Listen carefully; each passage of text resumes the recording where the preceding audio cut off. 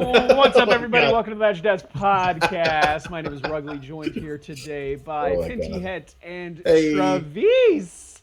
Hello. Four-time LCQ winner Travis Wilcoxon qualified for the championship last year.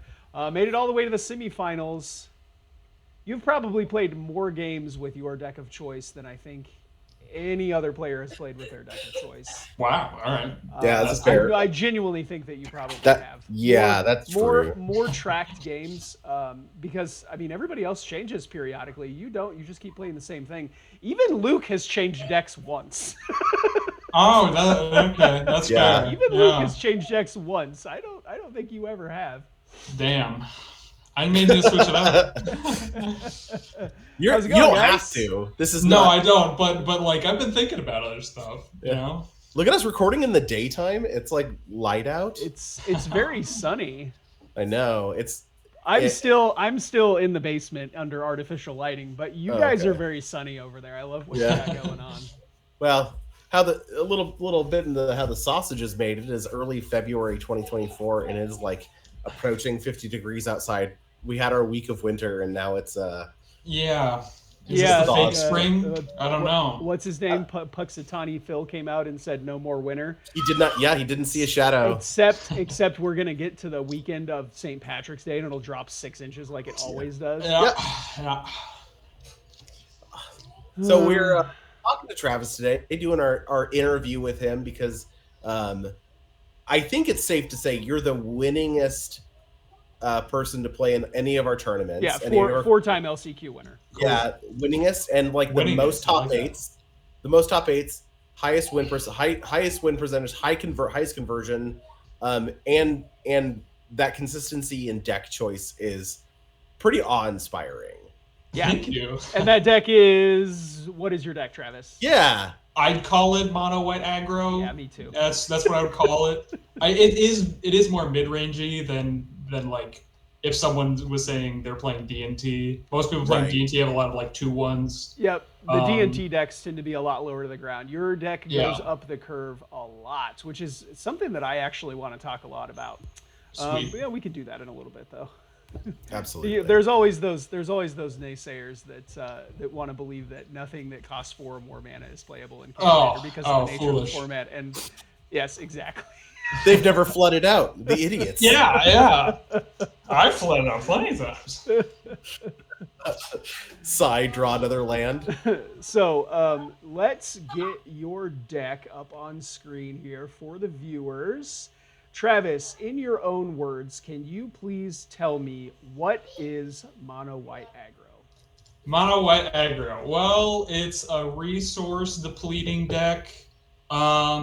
You have very high-powered removal in the sense of if I want something dead and I have a kill spell, it'll probably do the job. I think it's very efficient at picking apart people's game plans, and it has a lot of combo hate. Which it does have a ton of combo hate. More than like the average aggro deck in that. I have plenty of like modal tools in mono white. I get a lot of stuff off of my lands package. I think where I falter in a lot of matchups is like the bigger aggro decks, like Gruul aggro. That can be a rough matchup. Can be. You beat me though. I'm not saying it's the worst matchup ever. Oh, it's hard. Like it's a tough one. Yeah, because they have like obviously red removal. That's why I know you said we'll get it later, but that's why I don't have a lot of 1/2s or 2/1s because people love their pyrokinesises when I'm at a tournament. So Fury's a baby. Watch out. Yeah, absolutely. You do not fear a pyrokinesis, do you, Travis? I try my best not to. It's a very scary card, but I know I'm going to see it. So. All right, let's pick this deck. Let's pick this deck apart a little bit. So this list that the viewers can see on the screen now is your list from the championship. So who did you beat in the semifinals? I played Paradox Academy, right? I played Paradox Academy. Yeah. Against I played Paradox Joe. Academy. Yep. So a lot of these, pieces of combo hate probably came into play a bunch there, right? Yeah, well, I wasn't drawing them against him. I was actually drawing a lot of aggro cards against him. Okay, that works too. I think I had an even mind sensor, which was pretty good when it was That'll good. do it. But I was drawing Seasoned Engineer like a lot. And I mean that's also like a very live game plan against that deck, because that deck doesn't have a bunch of creatures, nor does it have a bunch of removal. No. So I mean, just get them dead, right? Yeah. It was surprising though, because our games were cool because there were a ton of game. Every time I thought I was like, oh, I think he's dead next turn, he just like, well, not every time, but like two times I was like, oh, I have like a parallax wave. Yep. Seasoned Engineer. What's he gonna do? And then he comboed off, and I was like, damn, all right. But in the next game, he was like going crazy, but he didn't have a tutor to get like a kill me piece. Sure. And I just got over it with the Seasoned Engineer. City Traders is a hell of a card sometimes. Yeah. Being able to cast your 3-drops in turn 2, pretty good. Yeah, absolutely. And can we wind back clock just a second? You said parallax wave. That is so I don't a little bit something about me. I adore Masks block. I'm one of the 2 people that enjoy it. It's me, and I'm pretty sure the head designer of that set, of those sets. This card is a banger. I love that card. Yeah, I love that card so as much. well. I talked about that card for a while. It's 4 mana for an enchantment that lets you basically blow away as many tokens as you want. It is up on the screen now. The thing that I like about Parallax Wave is you can use it defensively, but you can also use it proactively. Yes.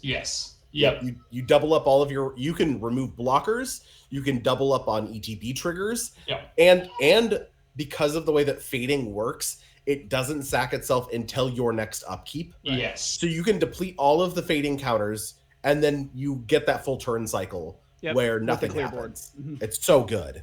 I honestly usually play it as like, I don't like, if I can, I try to play it like a Mother of Runes. Like I play it turn 4 and I hold my good stuff in my hand because I'm like, I can't protect my dudes besides my wave. And that's been like the best time when it goes off. Because people are like, oh, he has a wave. I don't want to play my good stuff because it's going to get waved. And I'm like, sweet, I'll play my stuff. Mind games. Making them play off curve is, like you said, like resource depletion, and making people play off curve is enough of a chance for your deck, because people don't consider, they think mono white and they think weenie. Yes, your deck can win on 2 swings pretty consistently. Yes, I would agree with that. A lot of I try to have my beaters killing people in a couple swings, like Hero Blade Hold. I love that card to death. Right on. A lot of cards are synergized to keep that card alive because it just kills people. Yeah. I don't think anything about that kills people faster. Let's break this down a little bit. You've got 40 creatures. Mm-hmm. Let's see. 1, 2, 3, 4, 5, 6, 7, 8, 9, 10, 11, 12, 13, 14 1-drop creatures. You do have the Mother of Runes, the Giver of Runes, and then you've got an Esper Sentinel. I bet that Hopeful Initiate was pretty good if it came into play against the Paradox Academy deck, just being able to repeatedly destroy artifacts over and over and over again. Yeah. I don't get it. Sorry, I interrupted you. No, go right ahead. I was just gonna say I don't get it activated more than once most of the time, but just holding on that one activation is like I timed this right, and then you're dead, so it's fine. Plus, there's the fact that like it just keeps putting +1/+1 counters on your stuff. Mm-hmm. You can also just take out their Urza Saga if they play it. Yes. And they're like, it's a strip mine on its own sometimes. Totally reasonable. Speaking of putting +1/+1 counters on stuff, Mikias the Lunarch. Mikias. A lot of people don't know this, but Jeremiah loves to share this tidbit. This is actually your commander deck. Oh, yeah. Really? That's awesome. So is Mikias the commander? In my deck? Yeah. No, it's Thalia. Oh, okay. Wait, 3 mana or 2 mana? 2 mana Thalia. It's just it hits on the decks that like my deck sucks against too hard. I love 3 mana. She's probably better overall, but I hate 3-mana Thalia, so yeah. she could get out of here. You do have a lot of counter synergies, though. Speaking of Mikaeus, like, yes, and Hopeful Initiate, and then you also have like Walking Ballista, and like the ability to utilize counter distribution in proactive ways, where like you're like turning counters into removal, turning counters into reactions for artifacts and enchantments. It all kind of works together and messing up combat super hard, because there's a million times where I'm like, all right, swing, and people block, and I'm like, I'm gonna be honest, that's a really bad block because I have a Soul Cauldron, and like you're gonna be out. And they take it back, and I'm like, that's fine. But like Soul Cauldron's also big. I was honestly almost gonna take out Mikaeus, but because of Soul Cauldron, I'm like, it's fine. It's fine. Like, speaking of these +1/+1 counter synergies, you got this, Warden of the Inner Sky. Yeah, love that. Oh yeah, this card gets out of control. I've been seeing this card in Standard quite a bit. This card gets out of control very, very quickly with a Soul Cauldron. yeah. Undercosted cards that grow and just become more like you either need to deal with them right away, and so like your opponent is forced to make a decision of like, do I spend a removal spell or an activation from something to deal with this 1-mana threat, or do I kind of just leave it alone because I have bigger fish to fry in the near future, and then it just becomes out of hand out of nowhere. It's consistently a threat immediately, just because if I play it, I'm usually playing it after I've cast a couple things, and it's now a 2/3. That's grabbed me a card. So it's already done something, and I've tapped my stuff down, but what was I going to do? Swing for 2 with a Thraven Inspector and something else? No. I'd rather... And once it's a 4/5, it's just disgusting. Yeah. It's like I said, really two swings, there is a card I do want to ask you about. Yes. One that killed me, Flowering of the White Tree. Oh, I've been loving the card. Yeah, not a lot of anthem effects. Not a lot of anthems actually see play these days. This one is the best. It's not close. Yeah, for sure. Like you said, messing up math in a way that's like, did you know that legendary creatures getting Ward 1 means that Caracas can't hit them anymore without tapping another land? Yeah, and that's very good. Yeah, I really like Flowering. It's so good. It's my only double white spell, and I'm very, very scared of double white spells because of the amount of dual utility lands I have. But that one's fine because like if I play it turn 4, that's great. Like I want to play turn 4 when I'm super messing up there. You're not trying to drop that thing on turn 2. You want to have some power in play before you put that down. And like not only does it make them dead faster, but like Stefan says, it also screws up them trying to kill your legendary creatures, which you have a lot of also. I have a good amount, and that's why I have a lot of Caracas is scary, but the tree making them very scary. Like both Thalias are just terrifying under the tree. 4 and 5 power with first strike. That's pretty potent as an attacker. Yeah. And like you said, you're not looking to play this thing turn 2. If you play this turn 2, you can, but something's probably gone wrong if that's your curve. If you're curving a 1-drop into this, it's like you probably should have mulliganed that hand. It can be good because I sometimes it's like I'm like, okay, I have like a dude who I'm not planning on attacking with, and I want to protect him with a little bit of toughness. So I play the tree first. That can happen, but most of the time I'm like, I'd rather just surprise them with an anthem. I suppose turn 1 Kithios into this wouldn't be the worst thing in the world. That's good. Swing for 4? Kithios. Yeah. Just moving up the curve.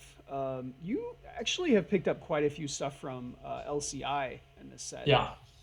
We've got the Charismatic Conqueror here. This card is weird. So if an artifact or creature enters untapped under an opponent's control, they can choose to tap it, but if they don't, you get a 1/1. Yeah. So it's a 2/2 with Vigilance, which is already pretty good, right?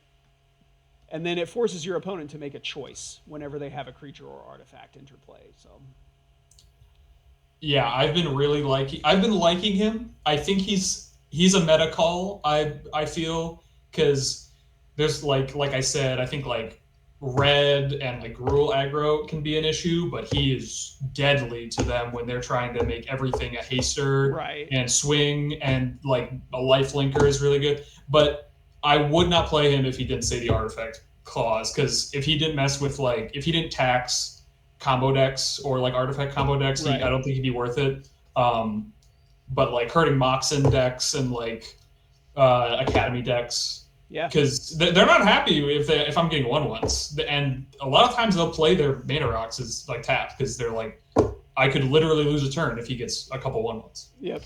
Yeah. So he's been great. He's been great. I wish he was human, but I'll accept it. Not a ton of 2-drops. You've obviously got Stoneforge Mystic and Thalia. You've got a Lion Sash that you can go get with that Stoneforge Mystic to disrupt the graveyard a little bit. Card's also just fine if you play it on its own.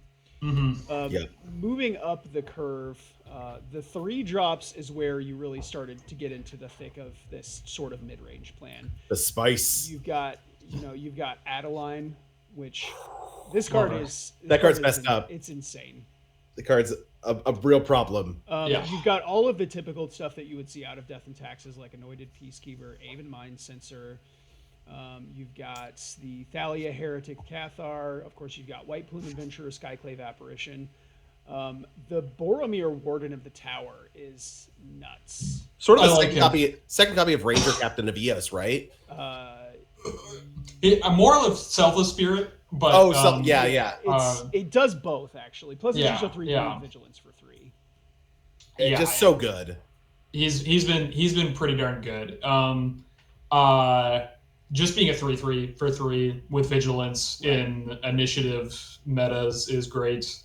And like I said earlier, he doubles as a combo hating piece of where they're like yeah, I can do a lot of stuff, but my Black Lotus doesn't do anything now, or I can't Fury and stuff like that. And the Selfless Spirit aspect is he's not the best Selfless Spirit, because I'm very sad to sack him, but it gets the job done for sure. Yeah. Listen, everybody's sad to see Sean Bean die. You just gotta. It's always better to lose one creature as opposed to your whole board. Yeah. And then now moving on to the 4-drop creatures, this is where we start to get real spicy.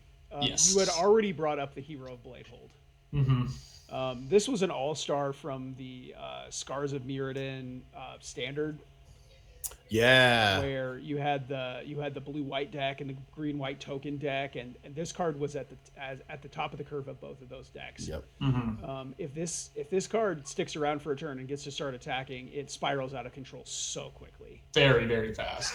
Yeah, Bladehold and what's the red one? Hero of Oxenridge. Those were like it very quickly becomes bangers of the time. It very quickly becomes like, okay, the only thing that's going to save me is like a Wrath. Yes. Yeah, the math is crazy, because if she's by herself, and I'm sure people have done the math before, you swing by herself, 7 damage right there. I have no creatures, 7 damage. Right. I swing with her again, 11 damage. Yeah. By herself, nothing added. So literally any piece on top of that is 20 damage. It's just always. It's like 30 damage in like 2 turns. So the way that stack works is you choose which one of the. So when she attacks, there's 2 triggers. The first trigger is to make the 1/1s, and you choose to stack it so that the Battle Cry resolves second. Battle Cry, it goes on the stack first. Yeah. So you put the Battle Cry on the stack, and then the 1/1s come in. Yeah. Don't do the other way. But that's fine. Yeah, no, don't do the other way. The other way's not as good. I've seen people on Cube do that, and I'm like, I'm sorry, buddy. It happens. Sorry. Well, people don't understand. Like, you put the thing first that you want to go second. Right? Yeah. It's uncommon. Some of the rest of the stuff is pretty normal, I would think. Palace Jailer, Ranger of Eos, Seasoned Dungeoneer. Elish Norn, Mother of Machines is another card that will just shut down a whole bunch of decks in our meta. Yeah. Luke also has that in his Secret Walk, and it is one of the best cards to have against Luke. Yes, exactly. That card is in there for Luke most of the time. It's very good against initiative decks. Caracas, I'm a little. Elishnorn comes in and out because of Caracas, she doesn't double that many of my ETBs, because like it's pretty uncommon that but I don't care about that. She's there for the hate. She's there to stop other people's ETBs. If you do get 2 Solitudes, then that's even Oh, better. hell yeah. That's game over. Yeah. Or like a double Ranger videos. Holy crap. Yeah. Things are going your way. Everything's coming up, Travis. Yeah, but a 4/7 Vigilance will slow the game down no matter what. So, and like Luke's, like stopping Luke from doing stuff is very good. It's so funny that like you're not stopping Seeker Walk, you're stopping Luke. The problem isn't the deck, the problem is the man. He's good, man. Luke is good. Oh, we're aware. Rounding out. Don't talk about him anymore. It's rounding a out 5 drops. We have Stonehewer Giant. Yeah. So, Stefan, would you care to tell me the little factoid that you gave me before Travis got on this call? Yeah, so I was trying to so I pulled up Moxfield to find your deck. Yeah. And I was like, I don't have like I know what your username is. And I was like, but Moxfield doesn't search by usernames very easily. You have to have like syntax ready. So what I did to find your deck was I went into Moxfield, I sorted by Canadian Highlander, and I entered Stonehewer Giant. That is a blessing. Only deck that I knew would have Stonehewer Giant. And sure enough, right away, got your username, got the deck from the tournament. Boom, boom, baby. So the very first game that I ever had to play against Travis was in round one of the second Lawnlander, the second LCQ in 2022. And wow, that was forever ago. Holy crap. It was very long ago. And we played 3 super duper grindy games. And I basically had Travis dead at the end of game 3. And he top decked this thing. And I didn't even read the card. Yeah. So there was, I believe it was attacking, actually. The Stonehewer Giant attacked, and I just elected to not block it, and then there was an activation on this stack, and I was like, oh, I'm dead, huh? So this thing is insane, and this is where I want to get into this discussion about people, saying that 4 or 5 drop better just, stay out of Canadian Highlands. Yeah, right, Stonehewer Giant is absolutely a card that will kill you dead. And do not sleep on the 4 and 5 drops. So this is a 5-mana 4/4 with Vigilance. And you can Vigilance is important. You can very important. It is, yes. You can pay 2 and tap it to search your library for an equipment and put it onto the battlefield attached to a creature you control. So in the scenario that I just described, the Vigilant Stonehewer Giant is attacking me, and then after I say no blocks, it gets to go pick up a Caldra complete. Yep. There was sort of a question that I had about that. Yeah. So when Caldra Complete comes into play, it has a trigger. Yeah. So I can answer your question, Stefan. I apologize, Blake. I should not have killed you there. Oh, that doesn't actually work? No, the germ, because Caldra because Stonehewer immediately puts it on it. So the living end trigger happens after it's on the creature. The living weapon. So I would not have killed you that turn. No, I was dead anyway. I mean, like Caldra was going to come on the battlefield, but so it is still very good.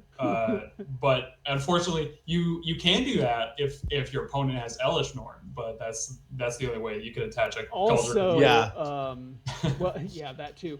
Also, you could have probably just found some other equipment in your deck and made me dead. Yeah, Jitty does. Yeah, GT's the one. Very good. Shadow Spear, pretty good. Yes. The reason that Vigilance is so important is because the activated ability is a tap ability, but you can activate it at instant speed while it's attacking. Yeah. There's actually... Sorry, I interrupted you. No, go for it. I was going to say, usually if I'm killing people that like with a swing, I'm getting Lion Sash and just pumping whatever I have you can just with make a it lot. huge. So it's like that's an option at a late game point where we're both not doing much. That's been better than Jitty sometimes. Yeah. It'll just get there. Like it gets bigger, and then like if they deal with your Stonehewer Giant, it falls off and is now a giant body on its own. Yeah, exactly. Yeah. That's incredible. Yeah. No, I love that, dude. I've become a believer of this card. Yes. Like single-handed. I made you a believer. Done it. Yeah, I think it's people kind of, and I understand cutting 5 drops if you don't want a ton of them, but it's okay to play them. It's okay to play a 5-mana creature. Yeah, 100%. Because a lot of the times, like we just said, these cards end the game. And like Glorybringer is another big one. Yeah. That people are very on the fence about. Play that card. Seriously. Play that card, please. Like, no, wait, no, don't play that card. Don't play that card. No, I'm just kidding. That card's very good too. Like, so. And the other thing about like 5-drops is people are playing like Ancient Tombs and City of Traders and Moxen, and I'm like, do you never see opening hands where you're like 3 lands, one of them's an Ancient Tomb and one of them's a Mox, and you can just cast your 5-drop? Like that happens. Yeah. That happens a lot. Like we're playing Soul Rings and Moxen. Like you can play 5-drops real fast. You can play a turn 2 Minsk and Boo. Like that's what we live in. It's okay to play a card that's 1 mana more than that. That's okay. You're good. All right, let's get into some of the non-creature stuff. So just the one singular planeswalker in the Wandering Emperor. The removal spell. Love her. The Wandering Emperor, she's pretty good. And then you've got tons of like the white just has the best removal, right? It has it will, like I said earlier, it'll kill what I want dead, and people's cards are very good in this format.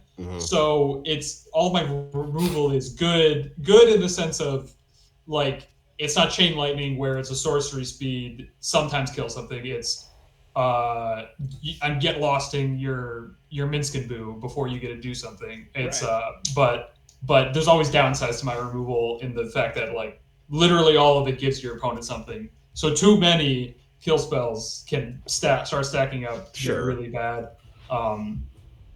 Detrimental, in fact, even. Yeah. Let's talk about a couple of things that you don't see a whole lot of out of a mono white deck, and that is Mana Tithe and Mental Misstep. Yes. I love Mana Tithe. I took out Mental Misstep, and that's totally fine to play. I think that card's great, but there were a lot of times, at least against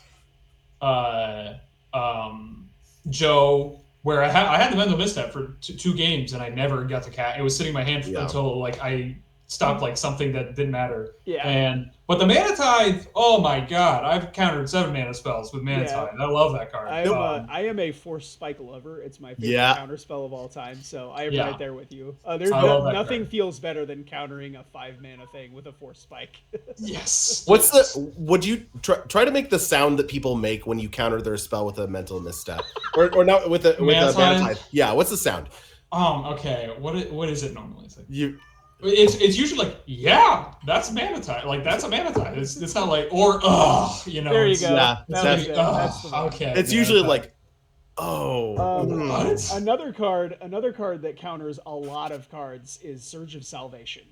I love that card. This card doesn't say that it's a counter spell. It is a counter spell. It is a counter spell. It is a counter spell for sure. Some of the craziest stuff that it counters is like Intuition. Yep. Yeah. Or any baby red removal, baby board wipes, red board wipes. Those are the fact that it stops those is, and just combo decks. Like I literally cannot be brain freezed if I have that in my hand. Yeah, Weltering Suns, brain freeze, or Tendrils. They can't Tendrils you either. Oh yeah, the 1 mana counter spell for your combo deck is crazy. Yeah. So I love that card. I really like that card. I was gonna say one more thing about Mana Tithe. You know, the sound I actually hear is at the end of the game when people say, I should have played around Mana Tithe because like it just got me there. That's the sound I hear. Nobody plays it. But people, and I tell people every time, like, do not play around Mana Tithe. It gives me so much more advantage if you're doing that every game than you just getting Mana Tithe at one random game. That's the fear. You make them live with it. Yeah, no, I should tell them, play around Mana Tithe. It's really good. But I don't want to do that. It's not good. Before we go much farther, I do want to touch on, and we haven't really touched on it yet, your points. Yes. So your points in this deck are largely fast mana and then utility. Mm-hmm. So what are you on right now? I changed it. The only thing from that list I changed is I took out Mana Vault and changed it to Mox Pearl. Yeah, so I gained 2 points. Yeah, the spread that's on here, this was 10 points when the championship took place. So Soul Ring, Mana Vault, Strip Mine, and Umezawa's Jite, and both Strip Mine and Jite lost a point. So currently sitting at 8. So you cut the Mana Vault in favor of a Mox Pearl. Mm-hmm. So it's Soul Ring, Strip Mine, Umezawa's Jite, Mox Pearl. Very happy with those It changes. is a that's it is correct. a very clean spread. It feels right. You get fast mana without any downside, so you're not worried about dealing yourself damage. You can let the game go long, and then you get to utilize your other points to just remove options, remove resources, strip mine, GT. These are just like removal for options. Yeah, and Jitty's really good. I think I've been playing it for, almost a decade, so I know combat math and how first strike works, and it looks much meaner in my hands, I think, than other people's. But because people are like it's. I have to take back so many attacks with Jitty, or people have to take so many blocks back with from my Jitty because I'm like, I literally kill all of your creatures if you block like that and stuff like that. But I want to say one thing. You're so kind to let them know in advance. Look, my deck is not fun. Classic polite player. So I'm trying to not make up for it. Make their day very bad.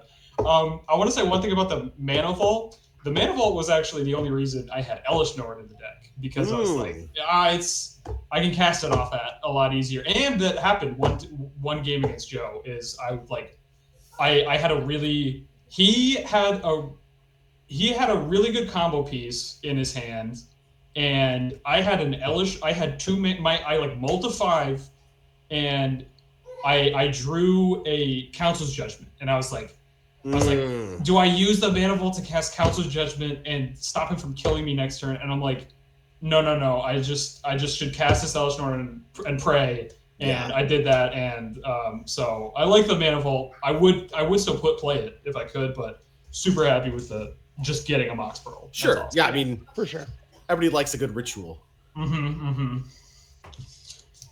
So, what are some changes you would consider making to this now that the Murders at Karlov Manor is out, or just things that you have maybe thought about changing since this tournament? I think I'm gonna play Reprieve.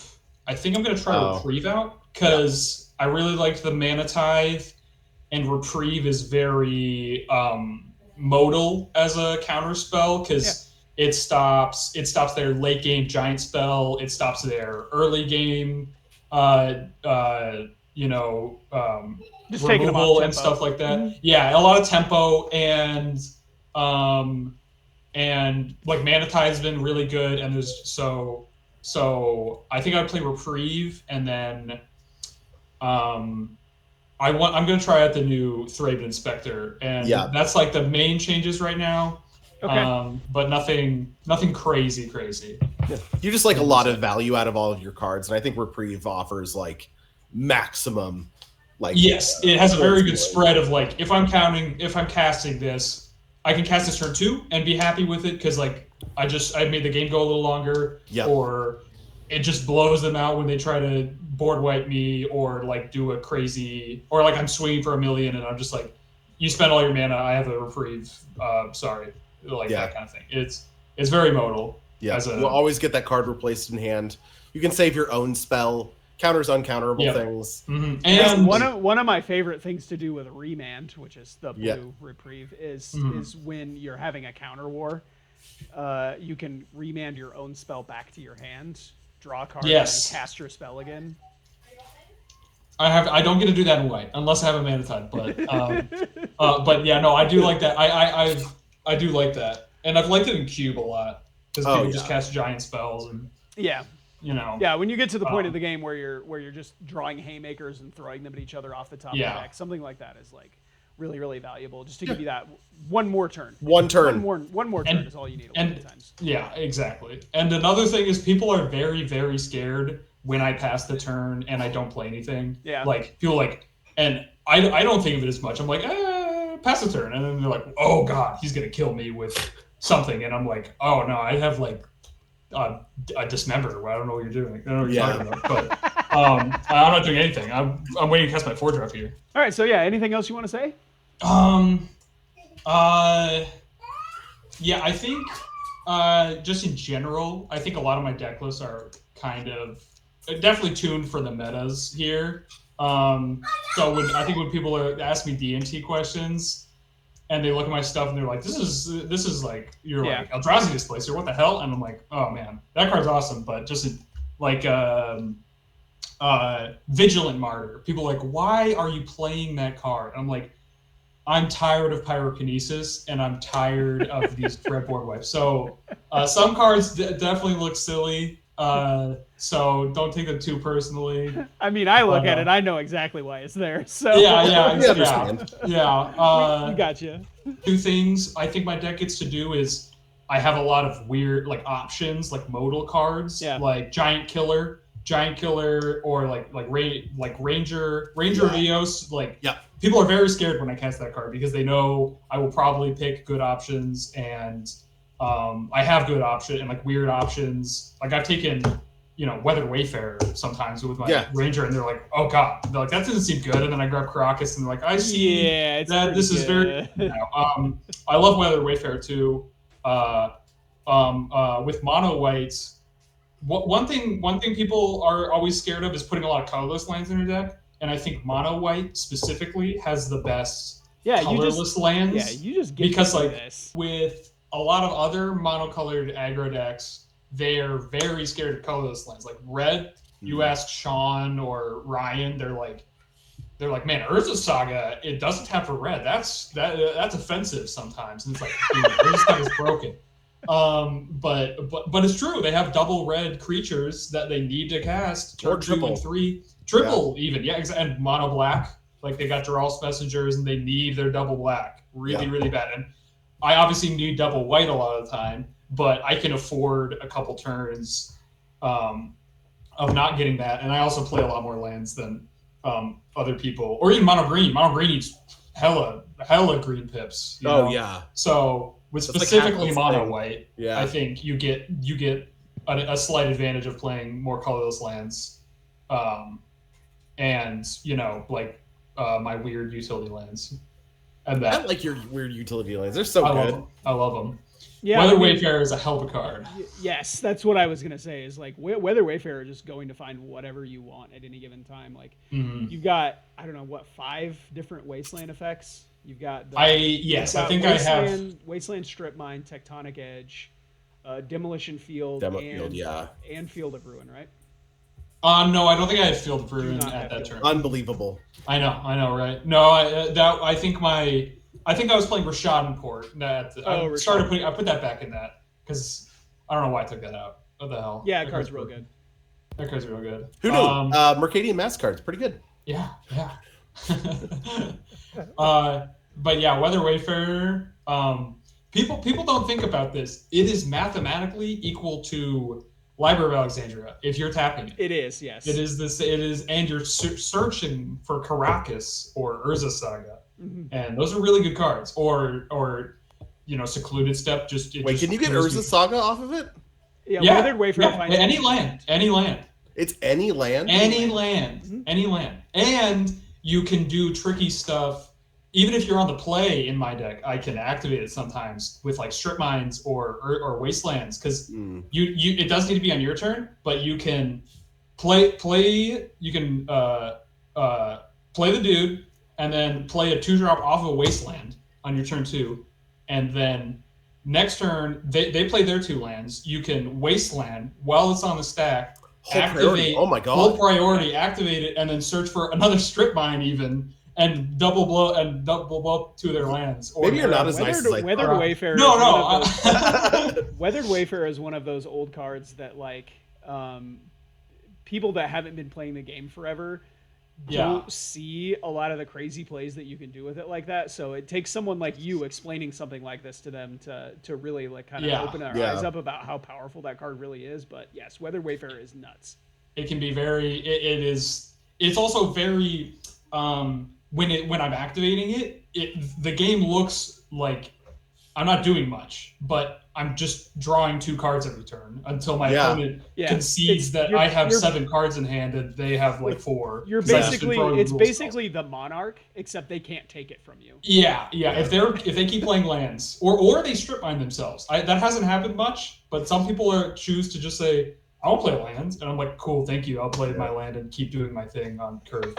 Yeah, I think your deck operates off of instant speed really nicely too. Like, yes, being able to activate abilities, and like you have a lot of these protected or removal spells that are instants. You have like 3 sorceries in the deck total, and then one of your enchantments you can activate at instant speed too. Like you can channel it, so it's like there's very little your deck can't do quickly. I love Touch the Spirit Realms. I love that. Yeah, card. me too. It's another. It's like Parallax Wave, right? You can use it defensively or proactively. Yeah, and it doesn't.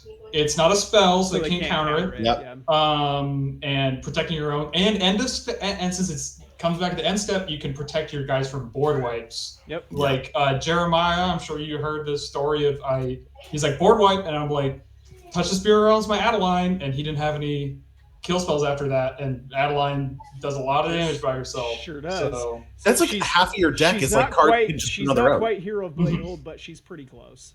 She is sometimes more, but yeah, most of because the fact that she will usually do something on enter the battlefield, can make her much scarier. The fact that they're even close in the same conversation and you get 2 of them, good.